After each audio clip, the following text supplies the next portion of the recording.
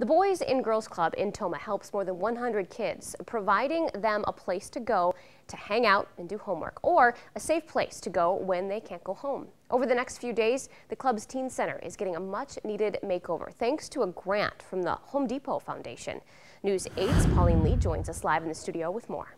Lisa, it's part of the Home Depot's National Foundation working to find special ways to give back to deserving groups and organizations in the community.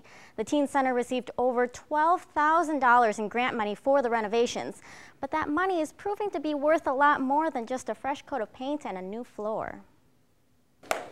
Find anyone working in the Teen Center over the next few days and they'll tell you this place needed some major upgrades. It was very, very old. There's always that little smell of an old building. The doors would come off the hinge. Tomah's Boys and Girls Club Executive Director Sarah Resch says this building that's more than a century old didn't serve well as the club's teen center. And that's when the Home Depot came in. She had called us up and said, hey, we heard you guys give grants. How do we do that? What's the best way to do it? The club applied for a grant from the Home Depot Foundation.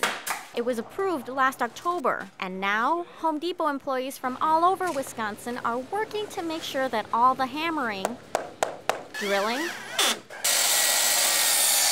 and cutting is done with those who deserve it in mind. Our kids deserve it. Being a teen isn't easy in this day and age right now. They've got a lot of pressures on them. They need a place that's theirs. In just a matter of days, not only will this building have a fresh coat of paint, but it'll also have new doors, new floors, and this newly built learning center. But it's not just the kids who are benefiting. We live the values. All the time. It's giving back to communities, whether it's in La Crosse, Tomah, Galesville area, Winona. That's the backbone of everything that we do. And working to keep a strong, growing community starts right here. They are the future of Tomah. A lot of the kids here are going to live here. They're going to raise their children here.